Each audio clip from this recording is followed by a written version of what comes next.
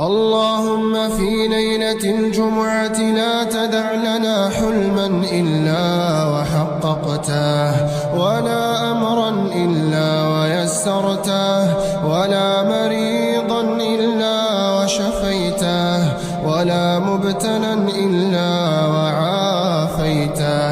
اللهم في صباح الجمعة اجعلنا نستيقظ على قلب مجبور، وذنب مغفور، وراحة في الصدور.